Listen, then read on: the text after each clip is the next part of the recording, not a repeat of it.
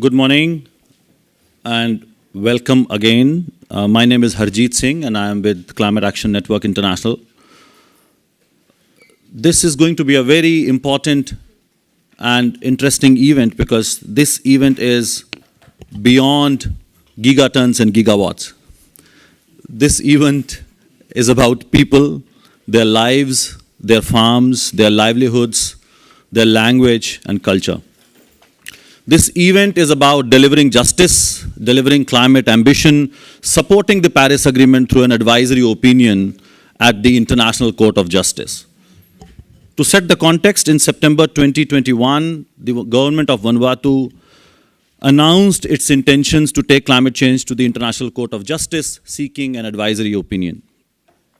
Now, such an advisory opinion would be a powerful tool in bolstering state action on climate change, complement and strengthen the Paris Agreement, integrate human rights and climate change law, and also provide necessary baselines for state action on adaptation, on mitigation, and also providing finance, which we all know how necessary it is to scale up climate action.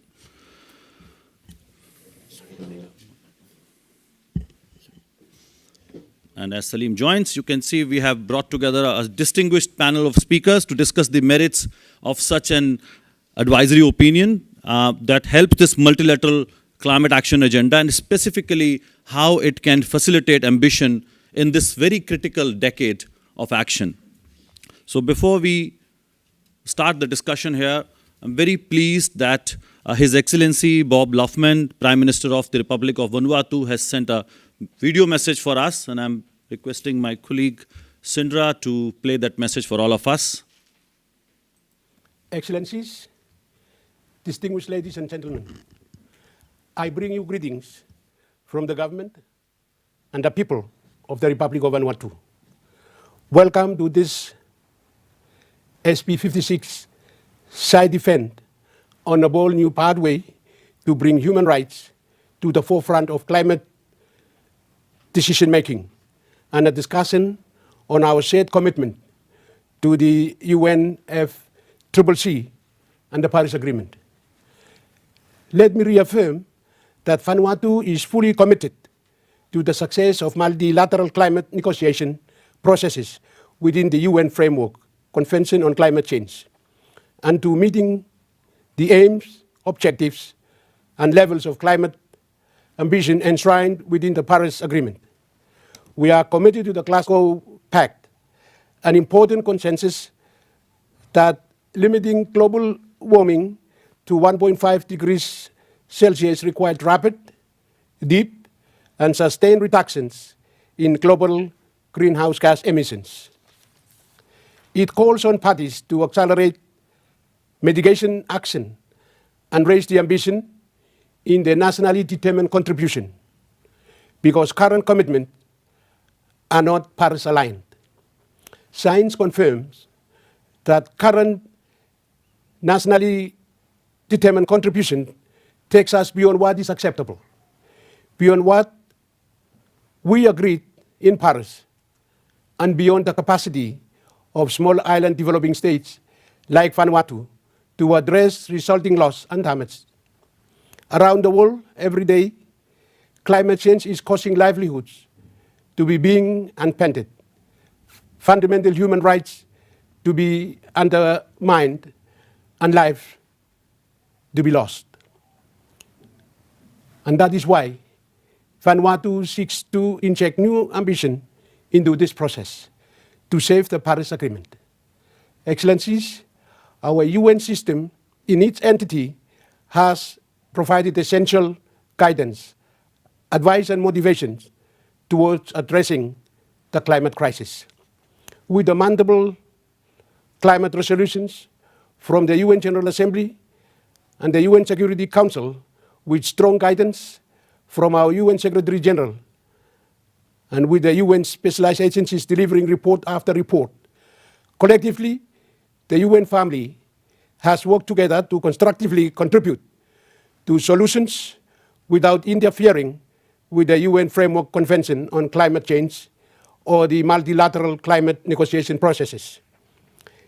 It is remarkable that in this context, the UN's International Court of Justice remains the only principal organ of the United Nations which has not taken a position on climate change. Now is the time. If ever we are in need of more action and ambition by states, it is now. Let us allow the UN to provide us with the benefit of its full guidance. Excellencies, the UN Charter and the International Court of Justice statute allow the UN General Assembly and the ICJ to address any legal question with an advisory opinion, even in those matters covered fully or partially by climate negotiations. An ICJ advisory opinion would add traction on being clarity on how states can do more and address their obligations to protect human rights under the international law. In matters where the negotiations have been bogged down for years, the ICJ could provide authoritative guidance on workable solution and way forward. Vanuatu supports any pathways that leads to more international climate cooperation and to ambition that keeps the spirit of Paris alive. The ICJ is able to provide an advisory opinions that give much needed clarity on how states work together on complex global challenges like climate change. This is the context in which Vanuatu will ask the members of the United Nations General Assembly to vote with us to request the International Court of Justice to clarify the legal obligation of states to protect human rights and environment from climate change. In our view, matters on human rights are not adequately addressed in the UNFCCC, Kyoto Protocol, or the Paris Agreement. We need to see all climate decision-making focused on people and the fundamental rights we all share. And for this reason, we seek clarity on how our climate agreements are considered in a wider context of our international instruments, such as human rights governance and conventions, environmental treaties, and well-established principles like our due diligence. Let me be clear, this is not a court case. Vanuatu does not seek to assign blame. This is a campaign for the world's most vulnerable, our humanity, and our collective future. This is a campaign about what we must save, not what has been lost. This is a campaign to build ambition, not division. This is a campaign to uplift the goals of the Paris Agreement. This is a campaign for the young generations call for justice. Now is the moment, because there is a massive and unprecedented support from global civil society who are demanding more from us. Excellencies, now you will hear from policymakers, legal experts, and civil society leaders on how an ICJ is such an important approach at this critical time of our planet's history. We cannot afford to accept the status quo. We can only afford to move forward with transformative new ambition that brings us radical and socially just cuts to emissions. Vanuatu counts on your support for our ICJ resolution at the UN General Assembly this year, just like we count on the world's collective implementation of the Paris Agreement. Thank you too much. God bless you all.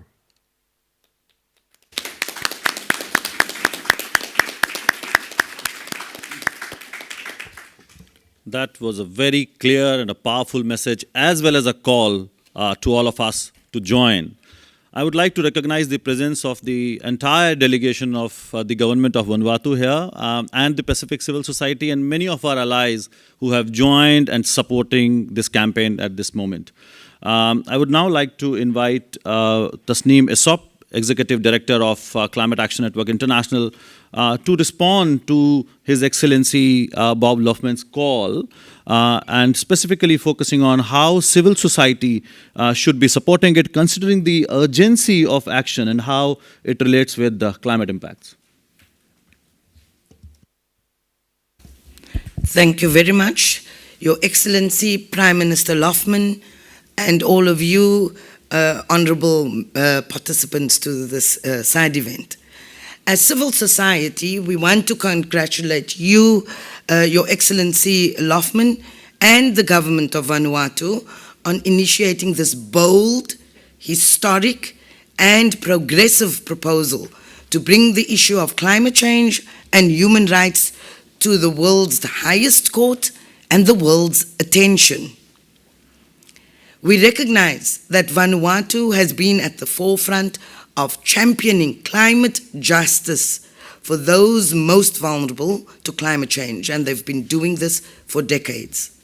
Communities made vulnerable by the unabated use of fossil fuels by other richer and high-emitting countries is what is at the heart of this injustice.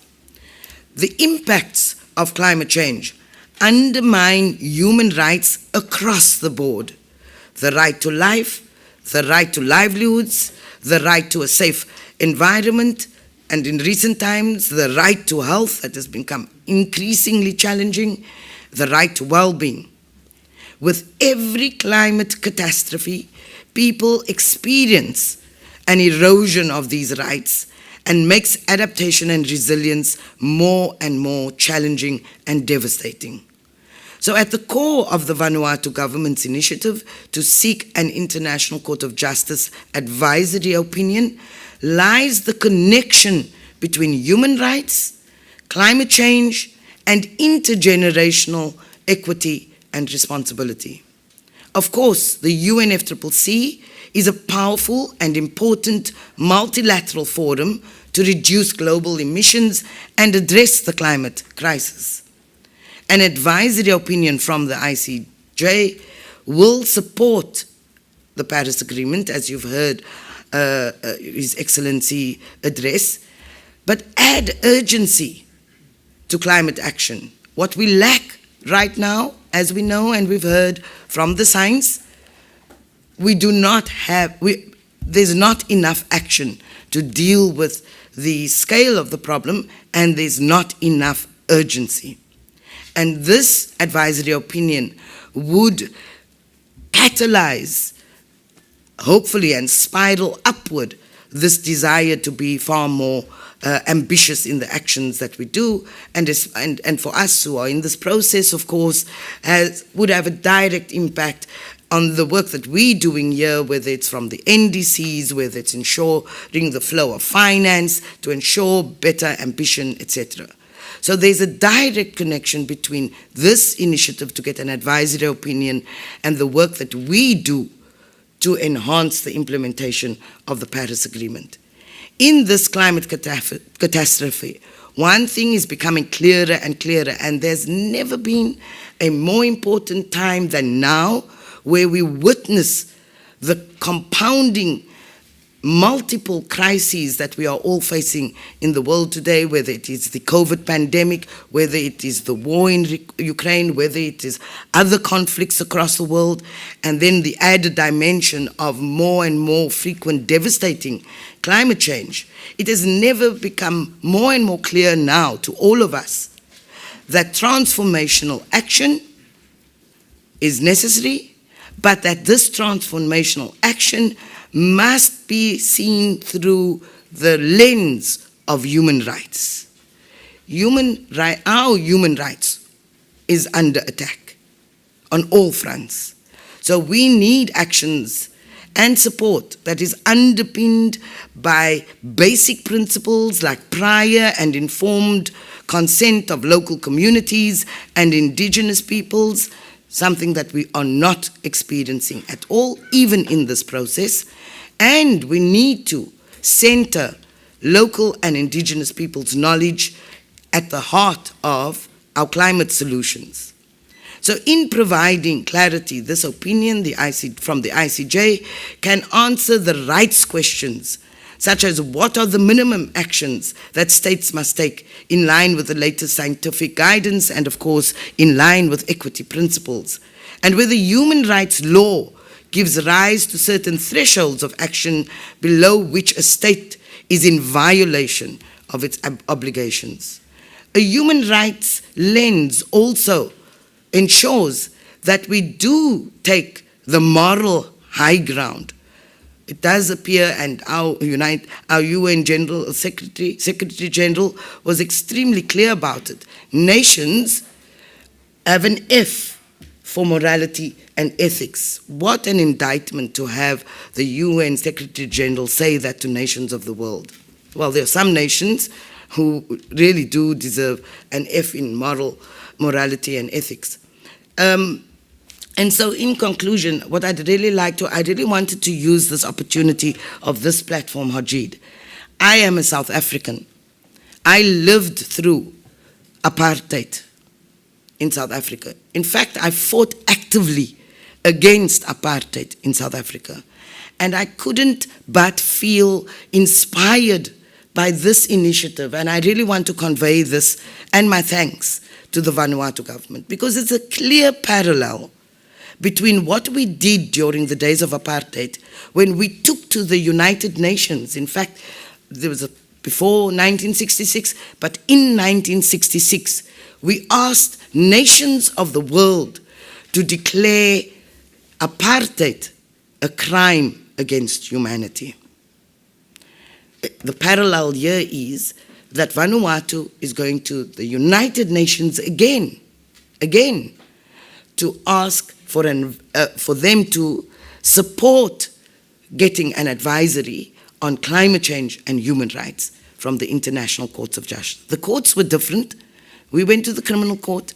This is the Court of Justice. That parallel deeply resonates with me, because to be quite frank, if we look at what is happening in the world today, when we look at how the climate crisis is being experienced across the world, when we look at the impacts of inaction by those who are meant to take the most boldest and urgent action in the world, those who are wealthy, whose wealth was built off, in fact, the nations who are poorer and underdeveloped today, then if we look at the communities who are bearing the highest burdens of this climate crisis, then I cannot but conclude that what we are also living through in this era of climate change is climate apartheid. So I want to thank you and again congratulate the Vanuatu government, all of the supporters working to get this important matter through the United Nations General Assembly in September. And I want to again convey CAN International's absolute commitment to supporting the Vanuatu government and other governments who are going to make this happen in the UNGA later this year. Thank you very much. I'm deeply honored to be here.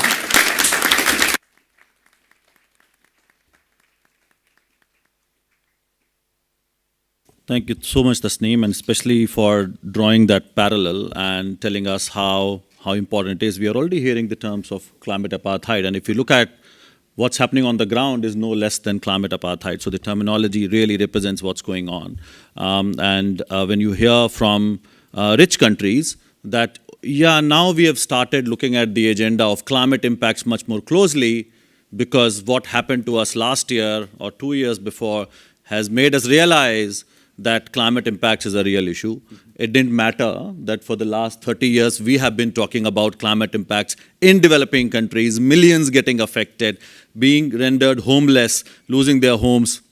That didn't affect them. But now they are beginning to see that. So if you see what that is, it's not different from what we define as climate apartheid.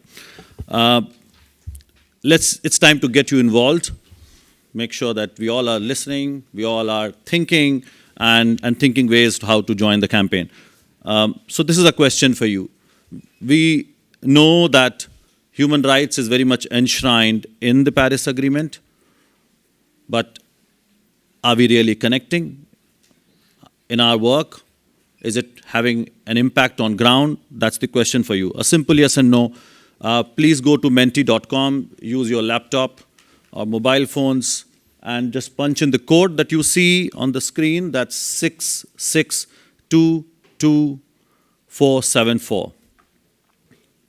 Do we see a gap in connecting climate action and human rights in the implementation of the Paris Agreement?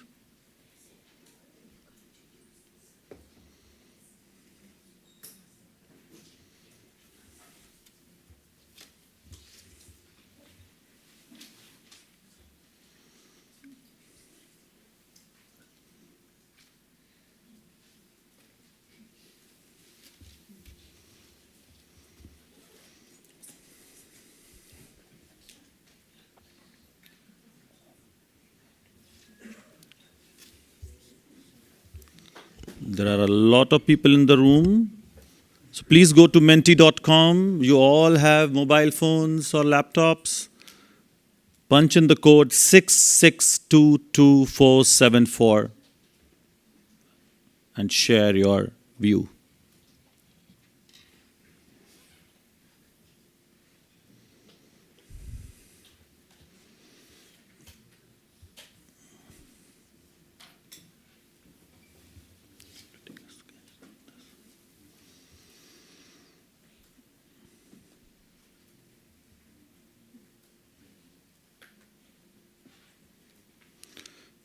You get 30 more seconds to respond, and then we'll move to the next one.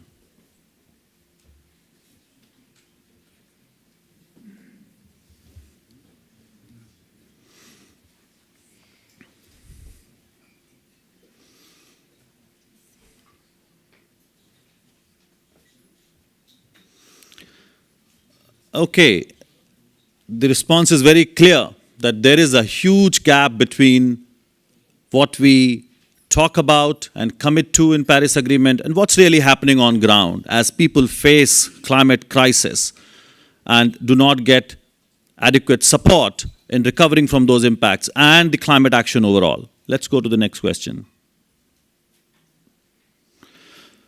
So if this is the situation, what is our role? What can help bridge the gap between the letter and spirit in implementing human rights?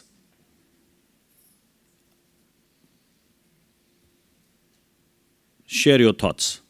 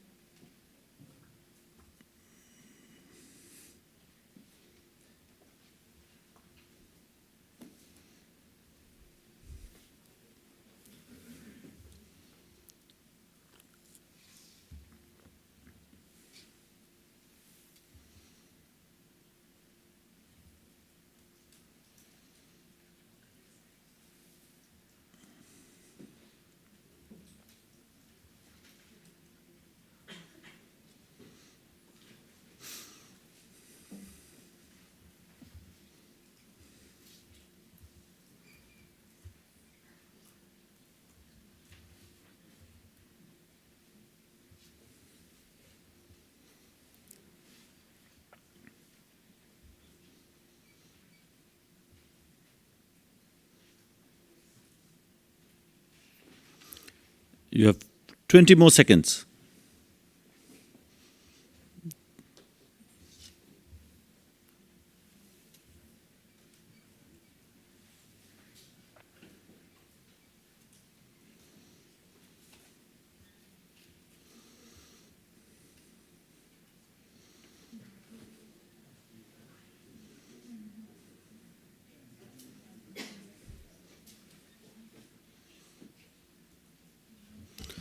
Well, you have said it. Very clearly you have said it, how important it is to hold our leaders to account, to those corporations to account, to demand climate justice, and how activism is important. And we also need finance, commitment, compassion, inclusivity, and everything around it, how it's going to strengthen the whole accountability system that really doesn't exist at this moment. So we need, and as the PM said very clearly in his remarks, this process is about strengthening accountability of the Paris Agreement. This is about ensuring that while climate justice is there in Paris Agreement, we are nowhere near getting it. So how we need additional systems and processes and mechanisms and campaigns to strengthen accountability and climate justice. I'm not saying it, you are saying it. Well done.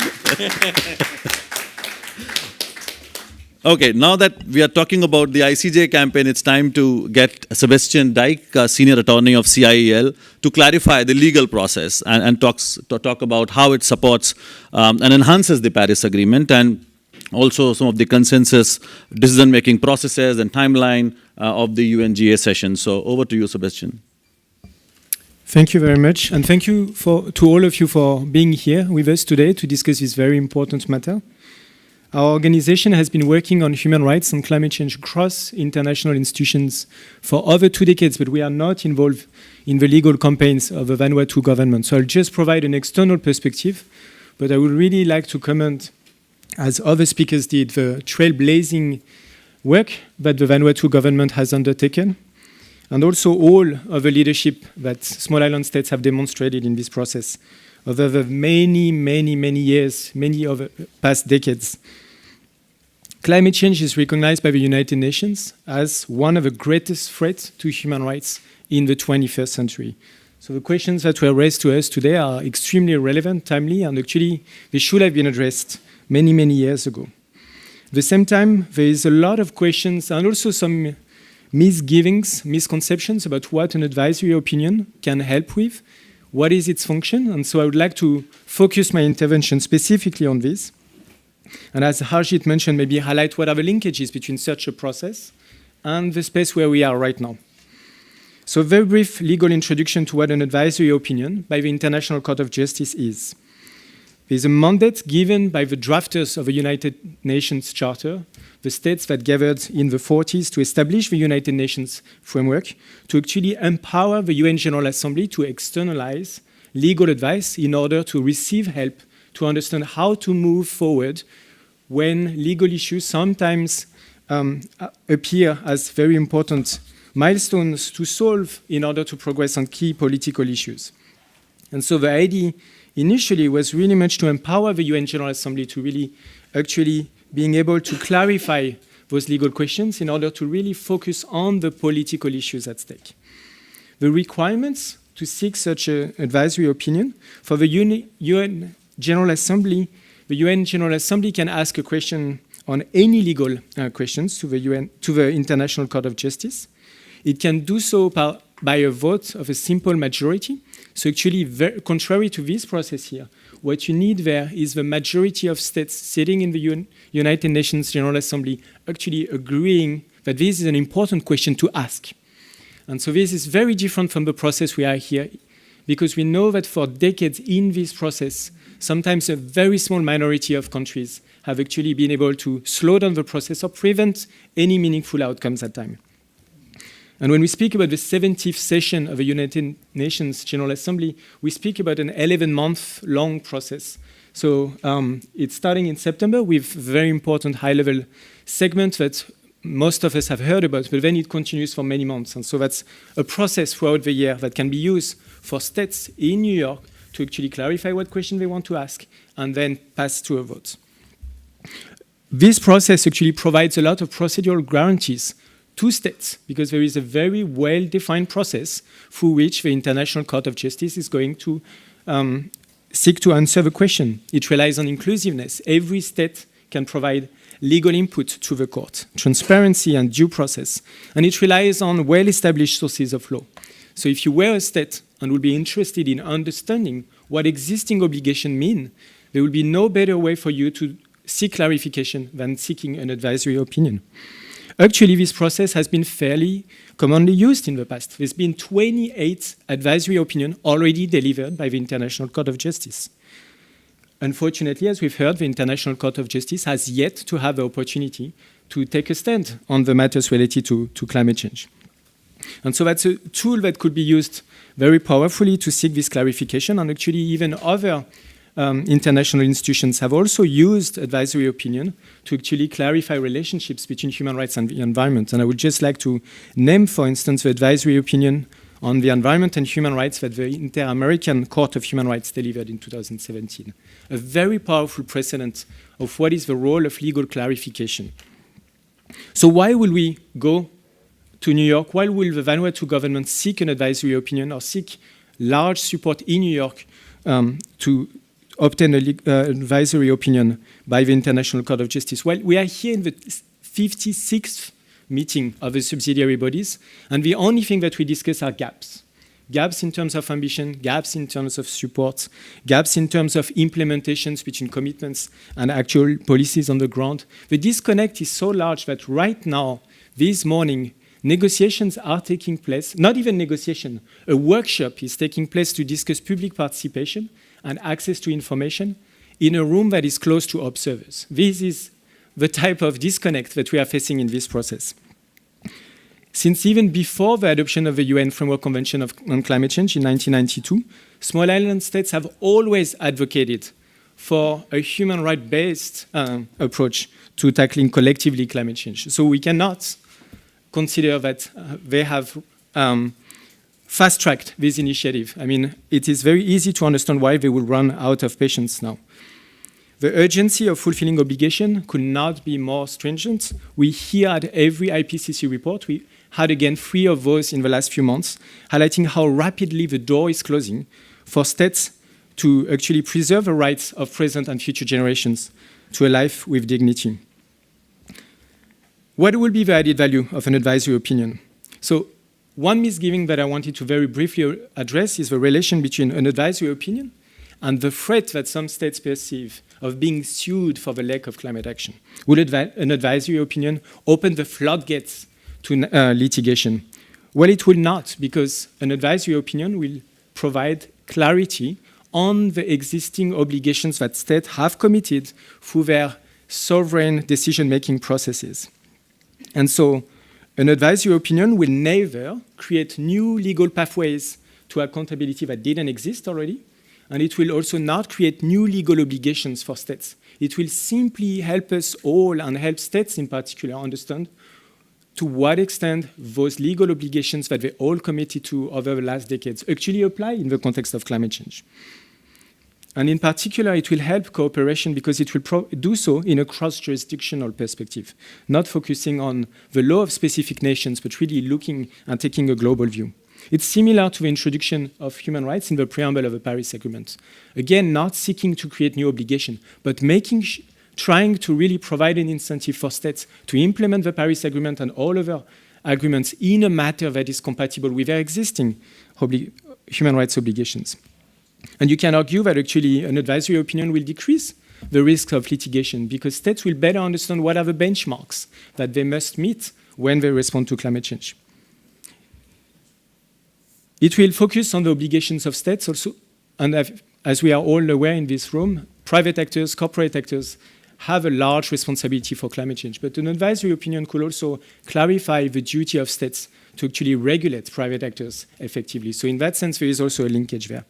The relation with the UNFC process, it is very clear that the UN Framework Convention on Climate Change and the Paris Agreement do not exempt parties that have come into this process from their existing obligations or from their existing rights under international law, such as under international environmental law or international human rights law. From a legal point of view, and this is very well respected and recognized principle of public international law, any instrument has to be interpreted in the context of other existing human rights obligations or other international obligations.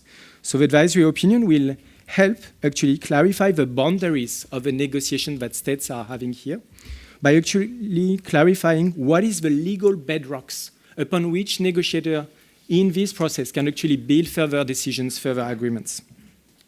You can argue also that the advisory opinion is particularly fit to support this process because it doesn't rely on finger pointing. It's going to consider what are the individual responsibility of states to actually tackle climate change effectively. I'll conclude here to make as much time as possible for others who can actually tell us more about the urgency of really using all tools available in the context of a struggle that they face. But I think the question that we must ask ourselves if the status quo in this process is not satisfactory, and you could seek advice, what arguments could you use to actually refuse to seek advice to an internationally recognized body that could help actually move to greater consensus? And why waste more time, as we know that we have been in this process for over 3 decades? Thank you.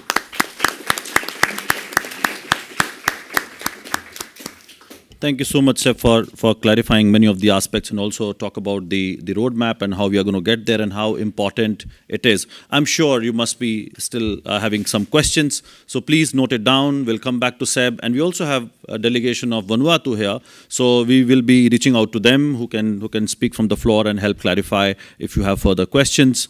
I'm now going to turn to Professor Salimul, who is the Director of the International Center for Climate Change and Development based in Bangladesh. Salim, I'm sure everybody knows, but I must tell them again that you have been to every COP, right? And when you were there in the beginning of this COP process, climate impacts were not visible. Mm-hmm. You were fighting for all of us with the hope that we'll be able to fix the system. And you were fighting for the intergenerational equity. And here we are, you are still fighting, fighting harder. But we are facing climate impacts. We are seeing our human rights being violated. And then you see this process of ICJ campaign. How do you think such a process can really help from the perspective of your work that you have been doing and then the urgency of action that is needed across the board, be it mitigation, adaptation, and addressing loss and damage? I'm sure everybody would love to hear your views. Thank you very much, Harjeet, and good morning to everybody. So you're quite right. I've been doing this for a long time, but I'm not giving up. I am continuing to fight. And I do think that there are several new developments that are both discouraging but also encouraging. The discouraging part of the new development is the sixth assessment report of the Intergovernmental Panel on Climate Change, which I'm sure everybody is aware of. Working Group 1, 2, and 3 have all come out. And for the first time, I've been a lead author in the IPCC third, fourth, and fifth assessment reports, not in this sixth assessment. And I before it came out, I thought I knew what it was going to say, but I was wrong. Because for the first time, the IPCC said, not that something's going to happen, but it's already happening. And they can prove it, and they can attribute it to the fact that global temperature is above 1 degree because of human-induced emissions of greenhouse gases. That is a game changer. That was never said before. It was always a warning. If you don't do stuff, something's going to happen. The warning period is over. Something is already happening. And as Harjeet says, we in the developing countries have known that for some time. Now even the rich countries are seeing it happen in their own countries, and they realize that it is happening. So unfortunately, we have entered into what I call the era of losses and damages from climate change. Reality. Every day, we are going to see something happening somewhere in the world that is made worse because of the fact that we have raised global temperature, and we are still raising global temperature every single day, and we are not really staying below 1.5. So the cause is now even more urgent. It is a crisis. It is an emergency. We need to be tackling it as an emergency. And unfortunately, in the UNFCCC process, things move at a glacial pace, not an emergency pace at all. And, you know, I've been doing that for the last 26... Glaciers are melting faster. Exactly. The glaciers are melting faster than the UNFCCC process is moving. You're quite right. So that's a bad analogy now. Even glaciers are moving faster. And so what can we do?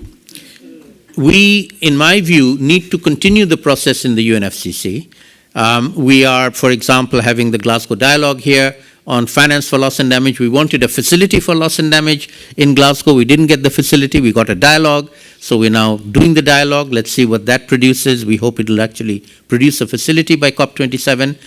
But the UNFCCC is no longer the only game in town. That's what I'm trying to get at. The problem has escaped the confines of these conferences. The problem is in the real world.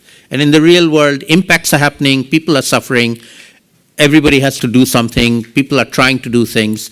And in particular, the accountability of the polluters towards the victims of the pollution needs to go into the legal arena outside. And I'm sure you're aware that a number of cases have already been filed under national legal jurisdictions. There have been a couple of international ones. There's a farmer in Peru who's suing a German company that takes it beyond a single national jurisdiction. And now we have the Prime Minister of Vanuatu and the Government of Vanuatu taking the case at the global level from a country, from a government. And that is a game changer. And I'm really, really appreciative of the fact that Vanuatu has taken this, and I'm sure many vulnerable countries will support them in the General Assembly, where we hope that it'll get voted in favor, and then taking it to the International Court for that advisory opinion, which will be very, very important in taking this case forward.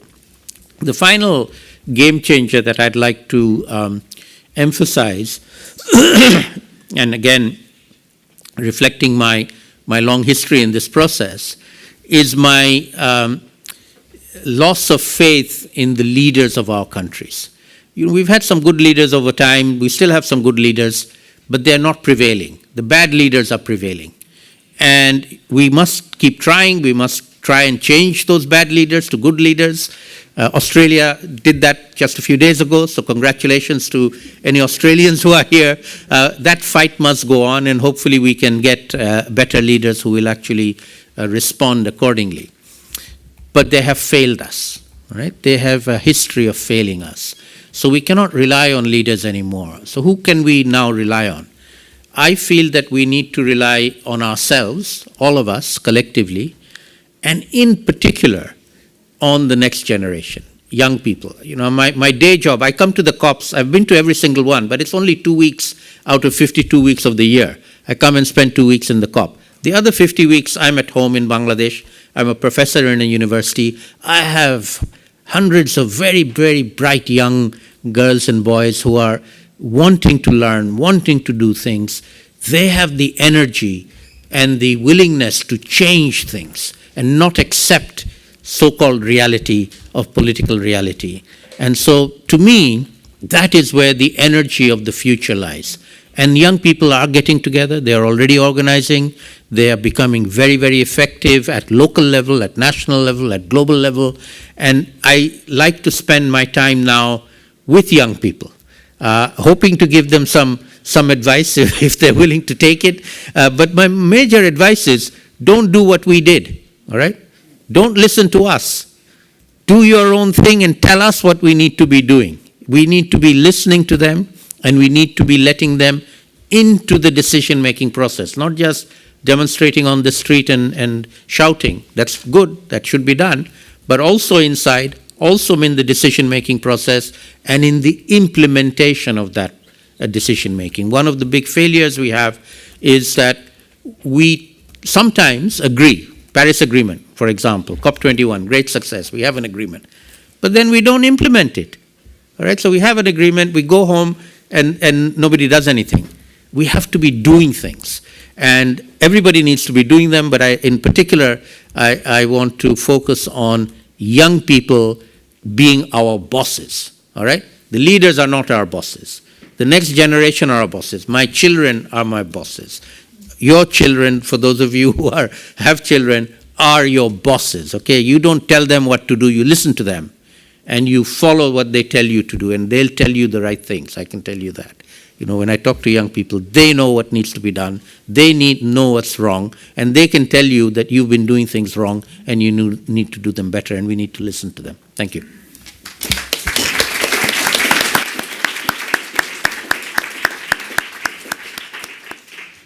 Thank you so much, Saleemul. That's a great segue to invite Elizabeth Wathuti, young leader from Kenya and founder of the Green Generation Initiative and one of our bosses.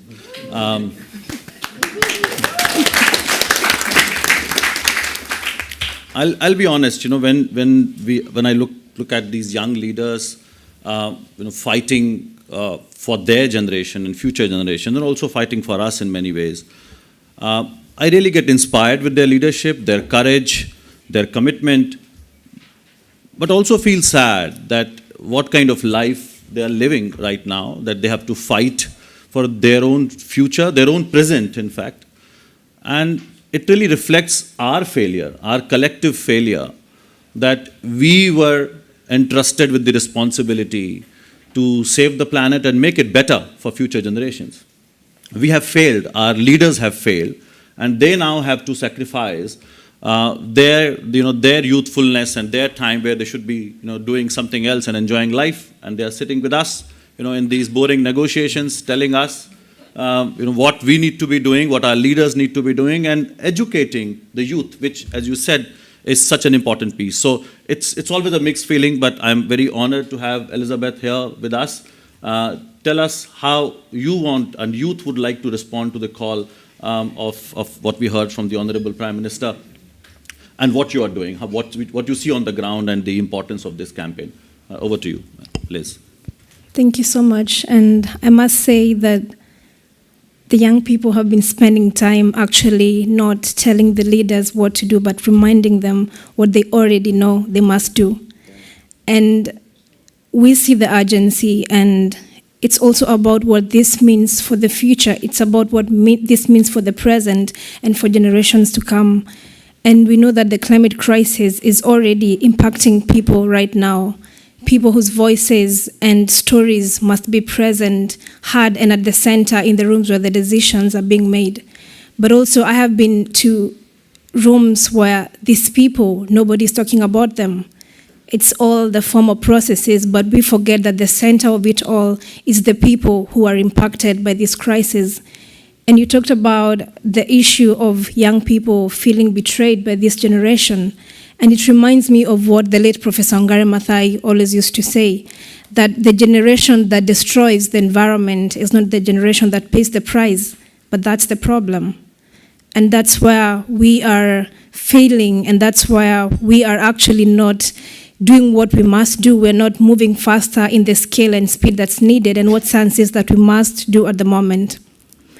I have been to places and with communities that are greatly impacted by the climate crisis.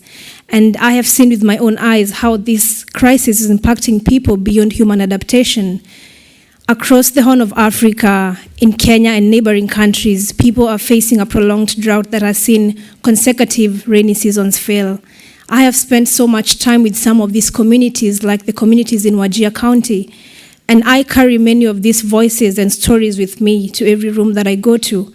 But again, reflecting back on what these communities are facing, reflecting back, for instance, on a community whose 80% of livelihoods come from livestock, but I saw hundreds of their livestock lying dead in their own community. What message are we passing to these communities whose impacts right now are already beyond human adaptation? And one of the reasons I am here today is to actually stand in solidarity with other communities and other countries that are facing similar challenges back at home, to remind the world that this is not something we are waiting to happen in the future. It's happening right now. And we have already wasted so much time that would have been used to take action, talking about what we will do instead of actually getting ahead and doing it. And by doing this, we only know that things are only going to get more catastrophic. And this is about what we see right now, but it's also about the generations that are going to inherit this planet after us.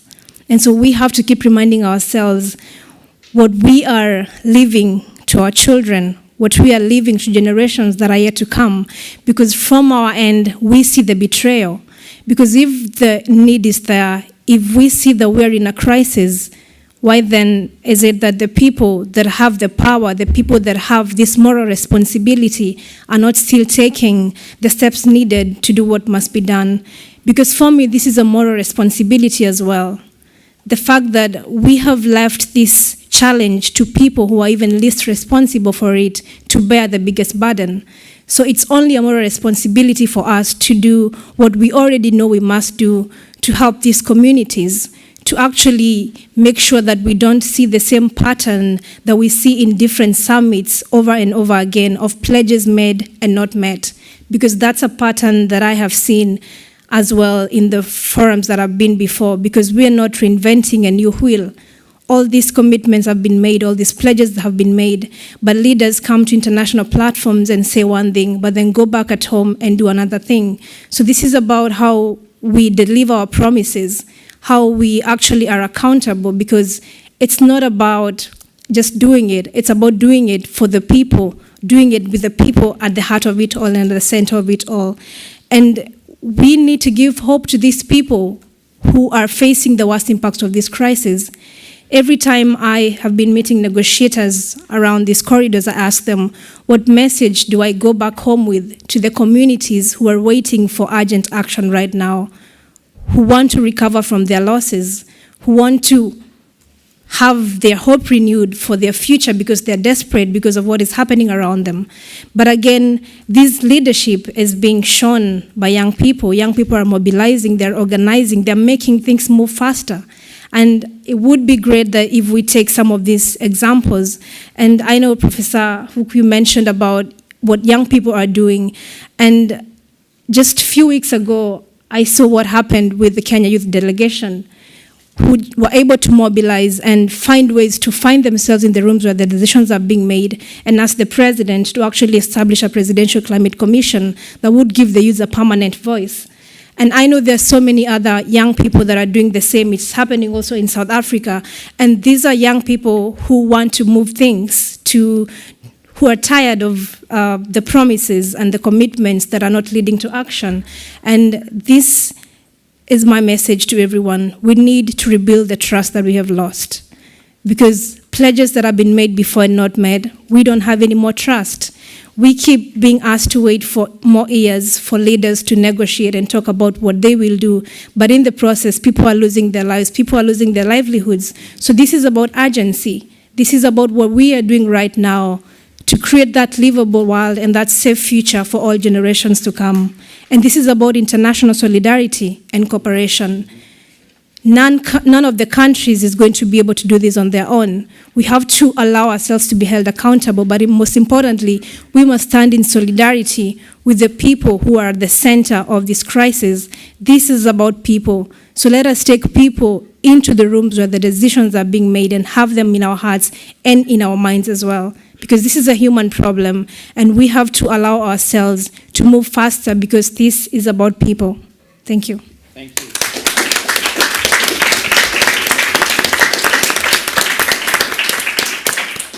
Thank you so much, Elizabeth. And this message of it is about people must resonate every time and anything that we do in this particular space. We have to think of people. And I really want to underline the point that you made so brilliantly, that we are telling leaders what they already know. We are reminding them.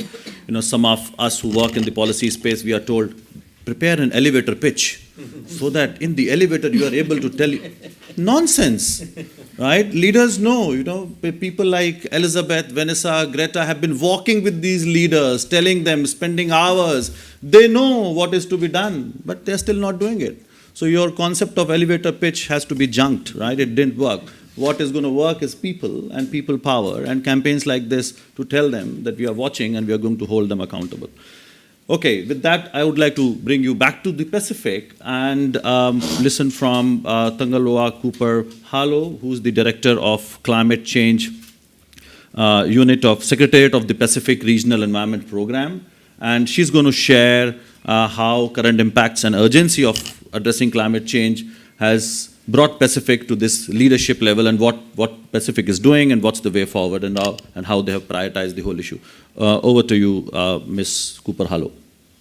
Thank you very much. And first, can I just acknowledge the distinguished panel who have shared so many pearls of wisdom, and I've learned so much listening to them. I did come into this feeling relatively young. Oh, how do you turn it on? It's on now. Right. But I wanted to also acknowledge my fellow Pacific family who are in this room as well, and they're just scattered everywhere. And most of all, I want to acknowledge Vanuatu, the government of Vanuatu, who I consider to be real trailblazers. Mahalo lava to you, Vanuatu. And the last thing that our youth leader said was, this is about people. So I want to take you home, to the home of Vanuatu, which is the largest ocean in the world. And you could fit all of Europe into this ocean. Our islands are scattered. Our islands are populated with rich cultures. We depend on the ocean. We are connected to the ocean. The ocean is our family, and the ocean is our livelihood.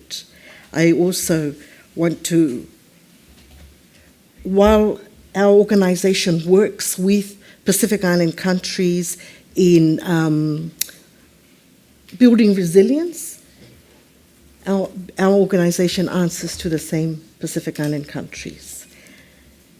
And I'm not going to talk about flooding and sea level rise. These are things, like you say, we already know. I want to talk about traditional knowledge and the right to exist as people. And so an opinion like this would go a long way into validating our people. The Pacific is also home to over 1,000 languages. It is home to hardy people who have navigated and landed and stayed and built nations, yeah?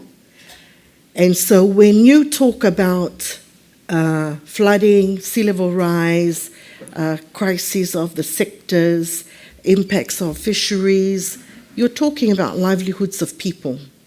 And in the Pacific, being connected to the land and the ocean, it is much bigger than economic, quantifiable. It is about existence. And so I wanted to say one thing and to start, well, I've started already, but to say our elders now tell us our trees are not telling us what they used to. And why is that? It's because of climate change.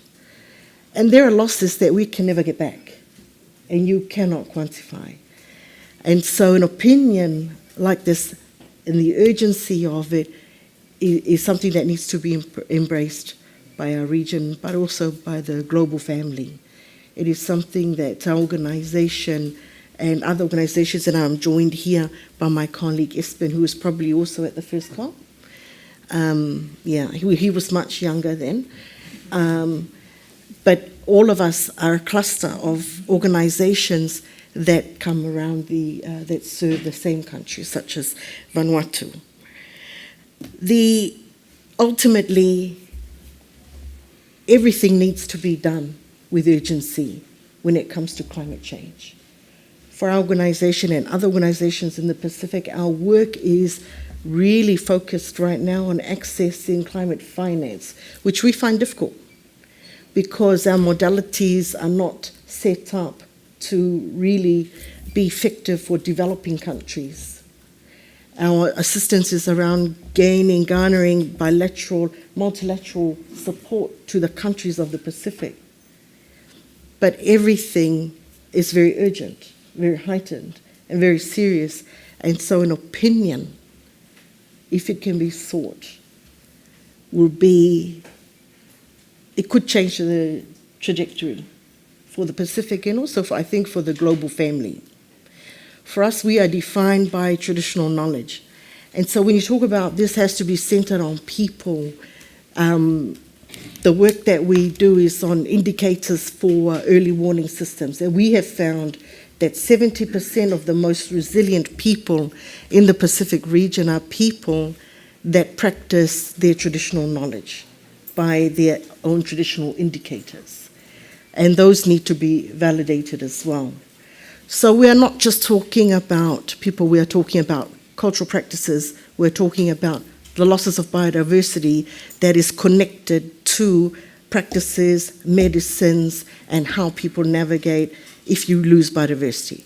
And the coral bleaching, you lose total livelihood, ability of people to live. Then when you move people, because they cannot exist in coastal areas, because of this, you're moving people away from their identification.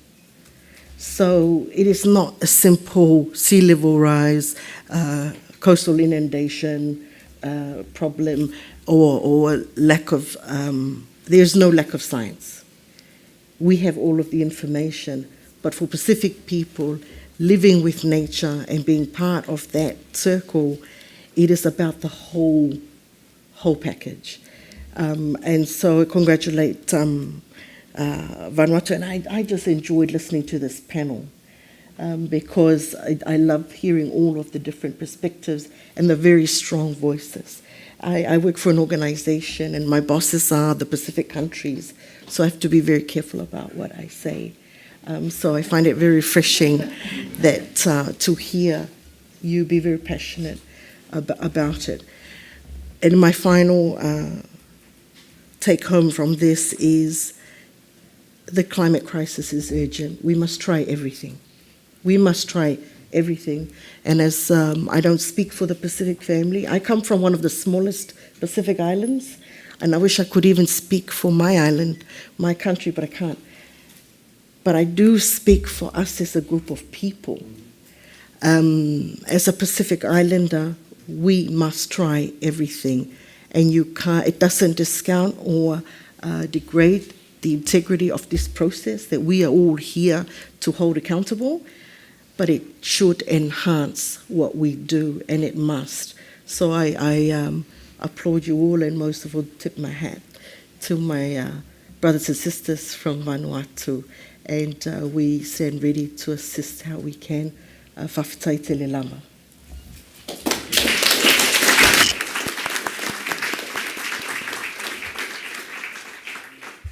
Thank you so much, Ms. Cooper-Harlow, for your comments. And I must say, we all are very inspired by the leadership of Pacific and the government of Vanuatu.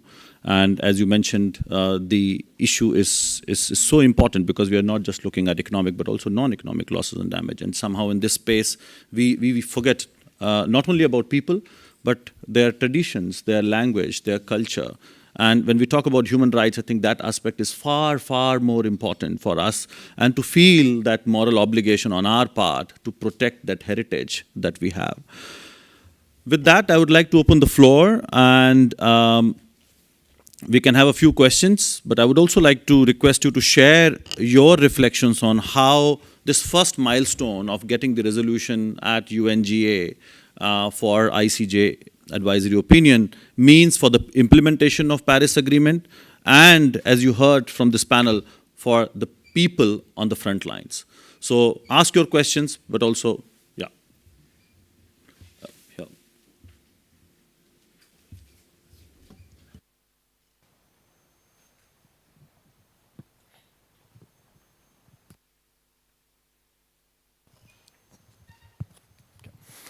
Here. Good afternoon, everybody. My name is Espen Ronneberg from the Secretariat of the Pacific Community, one of the sister organizations that Tangaloa works with. It's true, in many years ago, I started in this process, and I remember meeting Salim. So I was indeed at COP1, but I was also in the previous few years of that. And I'm not proud of how little we've achieved, but that's the way it goes. When I was working for the Marshall Islands government back in those days, I was also involved with seeking the advisory opinion from the ICJ on nuclear weapons. And I was talking to the colleagues from Vanuatu earlier, and I just went through all my notes. I couldn't find everything because I realized most of it's on paper, so I don't have it on my computer anymore. But I did pick up a couple of things that I just wanted to share, basically just some pieces of advice based on reading what I did find. And the first one is that this request has to be a clear and succinct legal question. It needs to be backed up by a body of legal arguments on existing international law and international customary legal practice. The draft resolution has to be quite clear. It needs to encompass all of those issues and explain exactly what it is that you're seeking to achieve. And lastly, which we found back in 95, 96, you need to build up a fairly substantive international coalition of countries in support of this, because well, you need a simple majority, but that's not always easy to achieve, as was seen by some previous attempts around this area. So I just wanted to share that. Thanks. Thank you. That was very useful. I see two more questions. Can we have a person at the back? And then Farhana, I can't see your face. My colleague Sindra is going to help get you microphone. Please share your question, but also share your reflections on what success means for Paris as well as for people on the front line. Okay. Hello, my name is Arij. I am from Sudan. And Could you please stand up and yeah. also introduce yourself? Thank you very much. Okay, my name is Arij. I am from Sudan. I just have, it's first time to hear about such a process, and I don't know how can you proceed. What comes to my mind now, I'm not a legal person, so I don't have a legal background, but I just, what I understand from general knowledge, if you kill 100 person and the other person kill one person, against the court, they are subject to the same criminal law. You, as a judge, can, if he had a good, what you can call it, good case, between brackets, of course, good, for the person who killed one person, that person will get his punishment. And the person who killed the 100 person, if there is no good case, between brackets, he will opt out. Okay, how can we make a good case in the issue of climate change? We have to prove that somebody have done that issue which have led to that climate change. And I think this, in the, at least in the European history, is well documented through the issue of polluters pay. But when we come to climate change, and if we see the different emission sectors, for example, you can see, you can read it in another way. For example, if you see that, like in a country like Sudan, for example, you will see that the most emitting sector is livestock or LULUCF, the forest degradation, which has been happening due to different reasons. So if you want to build a case, I'm just asking, I don't know, if you want to build a case, for example, in Sudan, who is the polluter in Sudan? The polluters are the normal people who have raising their livestock. They're the people who have done some problems in the forest, even if you cut the forest for the agriculture. From the ethical point of view, you can understand this. From the legal point of view, these are the polluters. Then again, if you come to the general scientific, how can I say? I'm going to short. How can we prove something scientifically? We need a scientific background, a scientific, solid scientific reports. And who are producing this are the people in the first world and not the people in the third world. So how can you go to the court with such weak things? Thank you. These are all very, very important points, and we'll respond. Let's collect 3 questions. I see Farhana, and there is somebody behind. Yeah, I just want to say an extraordinary thank you for the courage that the Vanuatu government and all of the team who are supporting them. I know it's taken many, many years, so I just really wanted to say that we're all behind you in the legal community, and that we will stand behind you. And I guess my question is, you know, there is a history of extraordinary political, diplomatic, financial pressure that will be brought to bear on any country that is seeking justice. And it would be great to know how we can support you, how we can ask other countries to step up, how we can make sure that the resolution that goes forward from the General Assembly is taken forward, you know, with the fullest backing and in the strongest and most compelling way. Thank you. Thank you, Farhana. Let's take one more question, and then we'll ask panelists to, yeah, that's the first round. Please raise your hands. We'll take you in the next round. Hello everyone, good morning. I'm Joy Reyes from the Manila Observatory in the Philippines. And this isn't so much a question as it is maybe a comment or maybe something that you could take into account. So 7 years ago, Typhoon Haiyan ravaged the entire Philippines, and as a result, petitioners went to the Commission of Human Rights, which is an NHRI in the Philippines, And just last month, the Commission of Human Rights released its report on the inquiry, and it said basically two very important things.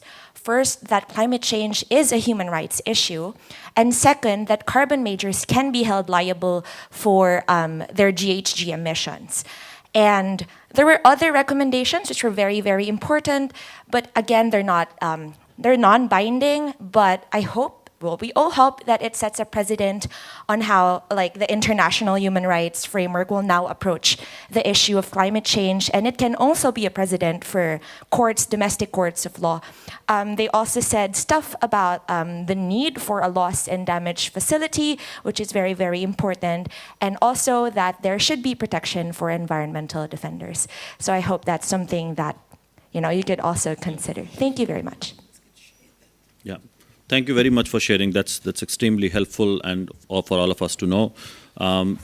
I would like to go to Seb to respond to that legal question and the science part of it, and Tasneem, if you can also respond to how we can be part of the campaign, and from Vanuatu government to, in response to Farhana's question on how we can get involved and make sure that it's a success. Seb. So thank you for these very interesting and important questions. Just to answer the question from the representative from Sudan, I would say the specificity of what the advisory opinion can provide is to clarify the obligations of the states. Those are obligations of governments under international law to take all reasonable and effective measures to prevent harms and to reduce, I guess in the context of climate change, emissions that result from activities under their jurisdiction, on their territory, or under their control. There is this existing legal obligation.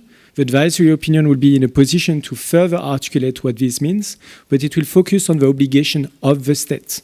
And then it is for the state to implement measures to make sure that then all of the corporate actors or activities in its territory and under its control actually respect this obligation.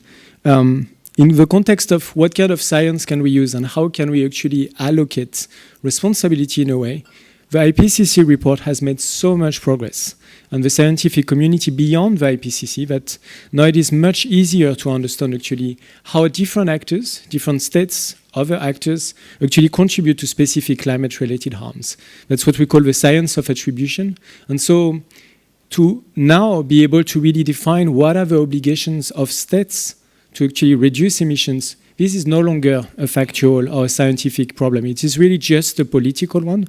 The advisory opinion could actually clarify that it's also not a legal question, but at the end of the day, the legal answers are clear. The science is becoming increasingly clearer and clearer. And so it is really just a question of political will. And hopefully, by clarifying this, the advisory opinion will really help us identify what are the final issues that needs to be addressed for states to come together on this issue. Thank you, Seb. Tasneem? Yeah, no, thanks. And I really apologize for my voice. So, CAN International came in support of the Vanuatu initiative with a very clear understanding that what we bring to the table is our power across the world and our power of connecting others in the wider movements in support.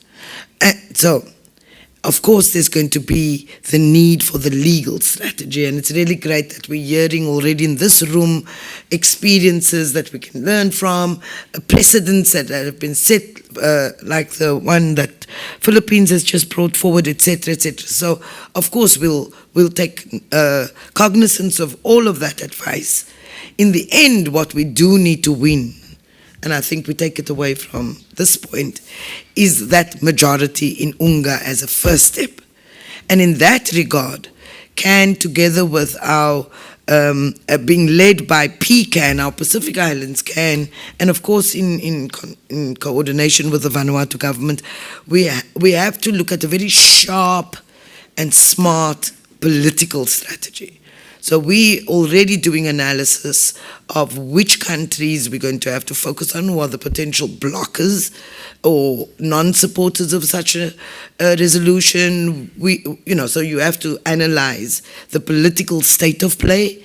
And in that regard, our nodes, for example, and our members who are based in over 130 countries across the world, we will be deploying them to campaign with the leaders, but also to use the opportunity as a public campaign so that we win more and more hearts and minds behind this. Even if the decision is made by a government, the more we can get people understanding that climate change is a human rights issue, the better for us, even if we don't get something in UNGA. It is not a fight that will end in UNGA. It's an ongoing fight. So certainly civil society, particularly will be using and unlocking the power that we have as a network, as with peoples on the ground, to push governments to firstly support the UNGA resolution, and secondly to continue the campaign on climate change as a human rights issue in all the work that we do. Thank you, Tasneem.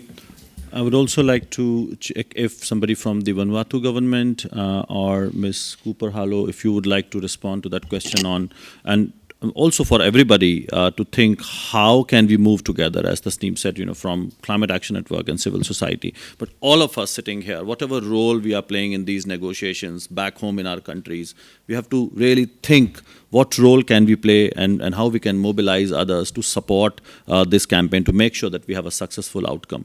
So anything that you would like to add from?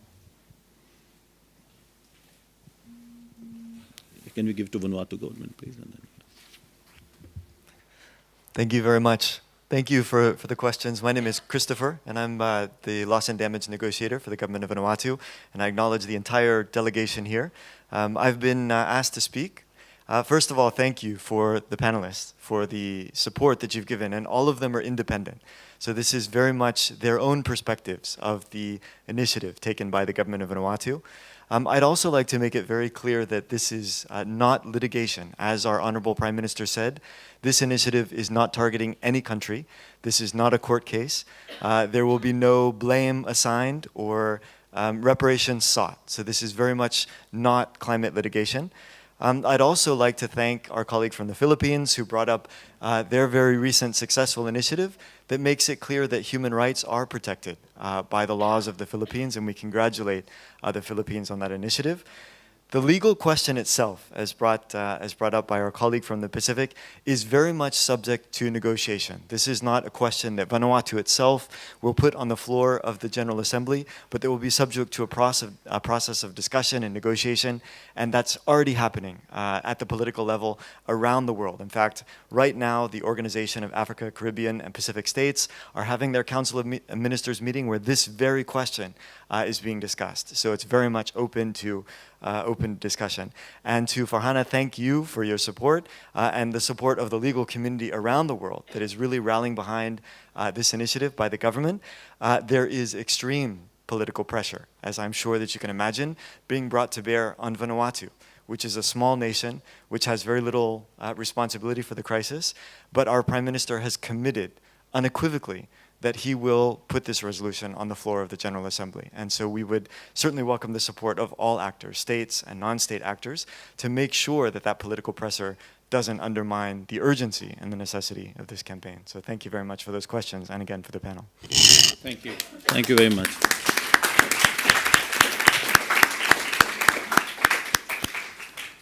We can have one more quick round of questions or comments. Please, go ahead. Hello. Please introduce yourself. Hello. My name is Hasib, and I'm all the way from Bangladesh. And I am representing my NGO, Future Leaders Network, and also LDA International. So I have a question to Salimul Haq, sir. How can we engage young people in tackling the climate crisis, especially in perspective of least developing countries and developing countries like Bangladesh, because not everyone is that aware in those areas. So yeah, that's it. Thank you. Nice, sharp question. We can take two more. Sandra, can you please? And there's one. Okay. Yep. So I'm Rahul, and I'm representing an organisation from Australia, representing young Australians. And so I have a comment and a question. My first comment is that I'd just like to acknowledge that I've been following this movement for quite a while, and based on my understanding, it was actually formed by students, a bunch of Pacific Island students in the Pacific. So it just goes to show how great what students and young people can do in this space. And my question is a legal question specifically. It's so once we do get this ICJAO, can this be used in domestic litigation in any way, in terms of arguments or supporting arguments or evidence or something like that?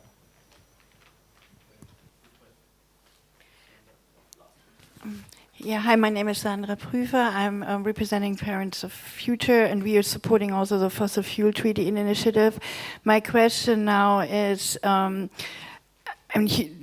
this not implementing or delivering on the climate targets of the Paris Agreement and the pledges, this is also a violation of children's rights and the rights of indigenous people.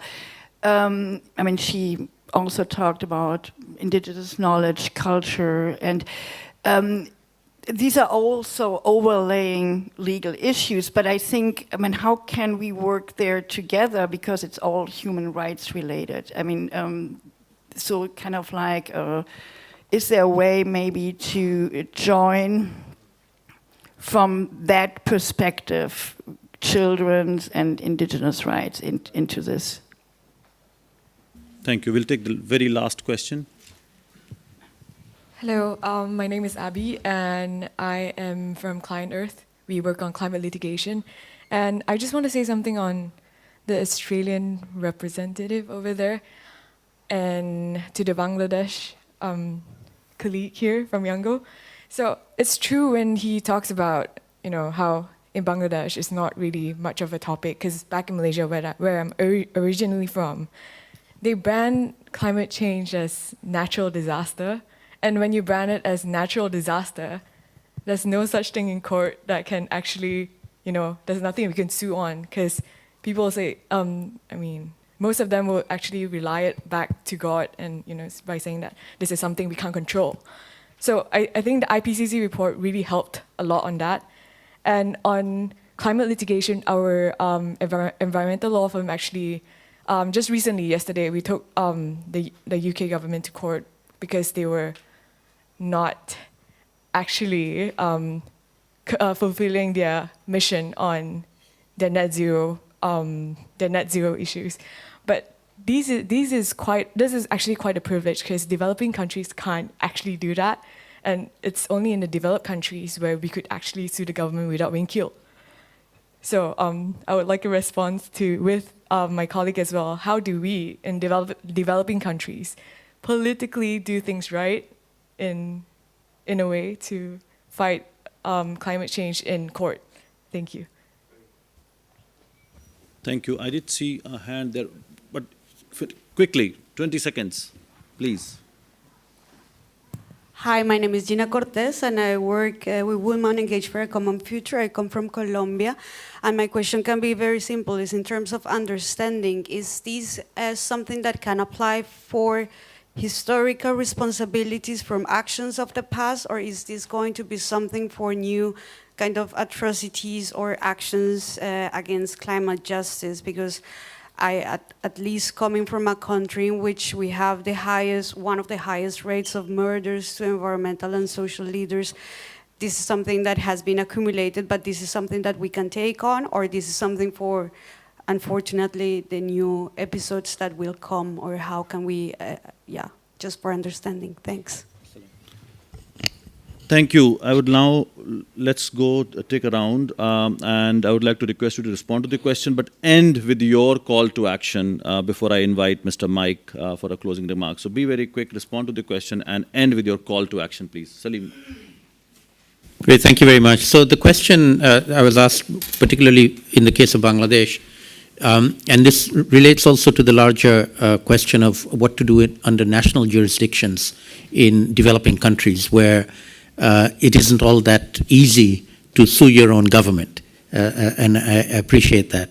But I think what we need to do is to find avenues to do that. It's not impossible to do that. In India, the Supreme Court of India has been utilized to actually implement environmental laws of India, which the government has failed to do.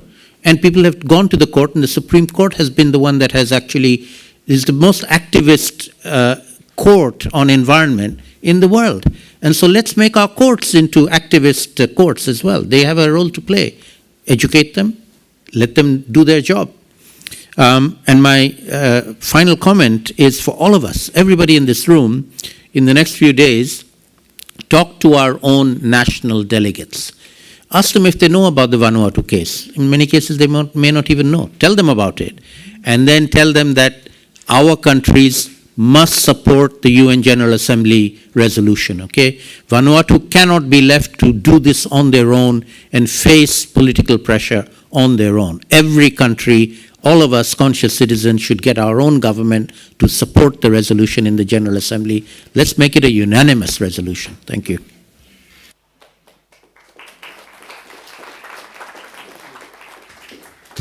Thanks. I'm not going to respond to any questions, but I do want to make the following call. Supporting Salim, so I'm not going to add what Salim says. We have to all get to work here and when we get back home. But there's a wider issue that I'd like to make a call to action or a plea about.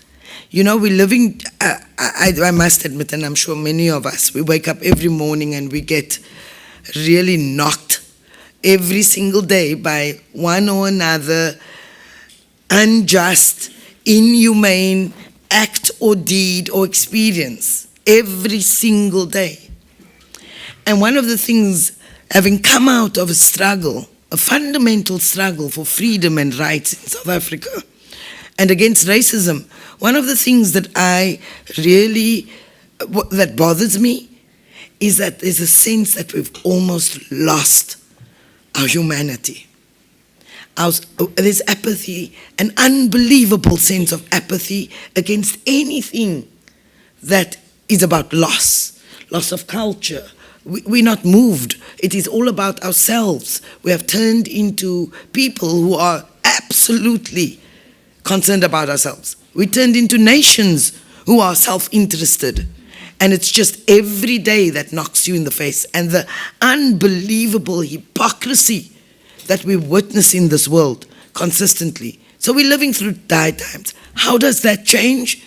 That changes through us. So first, in this room, can we self-reflect? Then, of course, we assume we are the progressive people conscious about these things. Then we go out and influence the next. Your family, your neighbors, where you work in your workplace. We forget that basic work we take for granted. But you cannot win any struggle for human rights, for freedom, for justice, without doing the hard work of building consciousness and building organization with people and collective power, and then using that full collective power to win the changes that we need. So yes, there is a legal process, there's a political process, but the sustained changes we need to address the climate crisis and address human rights needs massive collective power of the people across the world. And that's my plea. Don't see this as little, individual and isolated fights. This is a big fight. It's not an easy fight. It's going to need commitment and it will need sacrifice at some point. And so go out, win the hearts and minds of people and get them to be active to bring about the change. Thank you, Tasneem. Elizabeth. Thank you. I will just leave you with a few words and say that we need to break the already existing disconnect between what is happening in the rooms where the decisions are being made and the existing realities on the ground. And for us to change everything, we are going to need everyone. I'm a strong believer of people power, that it is the people who are going to make the leaders make the right decisions and change. And this work cannot and should not be left only to a group or to a small group of people who are concerned. This initiative, for instance, from Vanuatu should not only be left to them. This is about international solidarity and cooperation. every person has got a role to play in making things happen and begin to change right now. I always like to say that I do believe in our human capacity to care deeply and to act collectively if we allow ourselves, feel it in our hearts. And so today I will ask everyone, what will you do and can you do more? Excellent.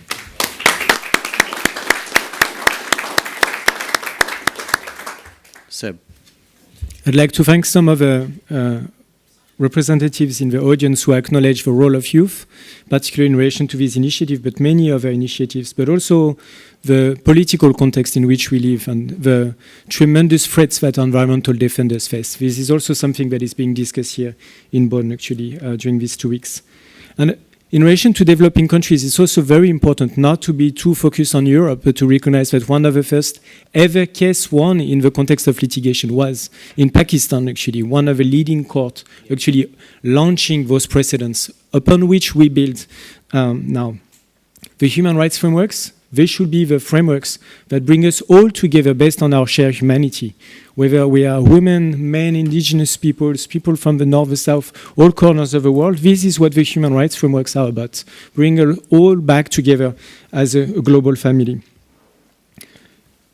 Will it be used in litigation? This might be referred in litigation the same way that we refer to the 6th IPCC report, after we refer to the 5th and the 4th and the 3rd. This is going to be possibly providing additional footnotes for litigation. Will it open brand new legal arguments? No, because the judges sitting in Den Haag are only going to interpret on the basis of existing legal obligations. What it will enable is for states to really seek clarification and legal certainty through a very robust legal process and an inclusive one. And so the radical choice right now is not to bring these questions to the UN General Assembly and then the International Court of Justice. The radical choice is to refuse to seek advice when you have consistently failed collectively, when we have consistently failed collectively to actually deliver the solutions that are needed for us, for younger generations and for future generations. And so my call to actions will be for all of us, in particular maybe for party delegates in this room, to really think, what can we do in the coming days, in the coming weeks, in the coming months, not only to support the initiative whenever the initiative comes to the table in New York, but also to make sure that as little time as possible pass with Vanuatu being exposed as a small nation to tremendous political pressure, but really having other nations step up and acknowledge the fact that actually the most useful thing to do right now is to seek more advice and to use all possible institutions that could help us clarify how do we collectively progress to a world that is safer for us and future generations. And thank you again for the initiative. Thank you, Seb. Ms. Cooper, hello. Thank you, and I'll start with my call to action. And that is, this initiative taken by the government of Vanuatu has shown how fearless they are. And so the call to action from me is for us all to not let fear win. I know that for some of us from the Pacific as well as our global family, it is the fear of litigation. It is the fear of, I'm too small against the giants. But it is fear that paralyzes people. And look at Vanuatu, a small country in a large ocean, and Vanuatu already knows its power, that they will go all the way. So don't let fear paralyze you and your ability to mobilize action and to mobilize countries, nations, leaders, young people around this issue. It is the clarity that is being sought by what Vanuatu has brought here today. And Vanuatu will be putting this on the floor in New York, but also I believe will be representative of not just all of the Pacific, but for the global family. So do not let fear prevail. Thank you. Thank you.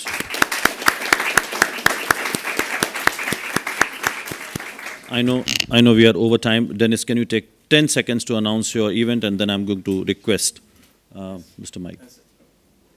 10 seconds. You mentioned the student movement that started this. I'm part of this, and we're also organizing an event tomorrow about the same topic. So if you still have questions, feel free to ask him at that event. It's at 6:30 in the same room here. So looking forward to see you there. Thank you. So many strong words have been said. I'm not going to go and summarize or say anything about it. I would like to invite Mr. Mike YY, Director Climate Change, Government of Vanuatu, to offer closing remarks. Over to you.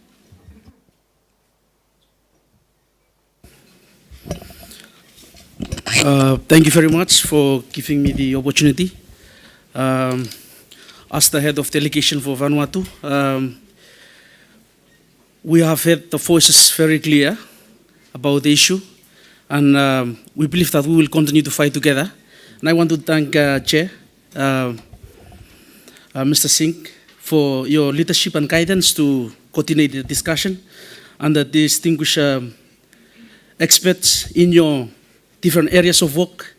And we believe that this is something that we cannot deny.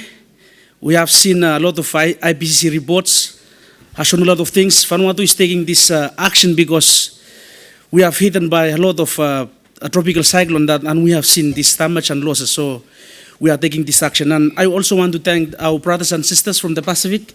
Thank you, Tangaloa, for representing the Pacific Islands to speak this morning. It's a fight, and it's really good to hear your voices this morning, and especially areas where we can collaboratively work together on that to address the issue. And coming from the Pacific, for those of us who are reading the Bible, you know about the story of David and Goliath. We see us as David and the bigger countries as Goliath. It's a giant, but we know that from your support, we will fight together to address this issue. And at the end of the day, it will be a benefit for the generation that are coming behind. And once again, I thank you all for your attention. Thank you.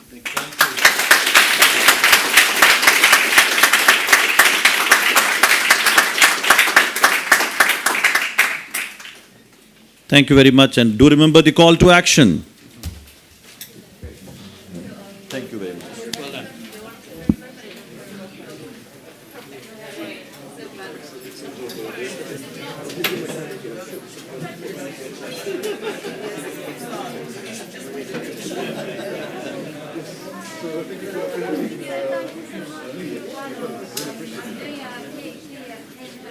To go to the fishing. Okay.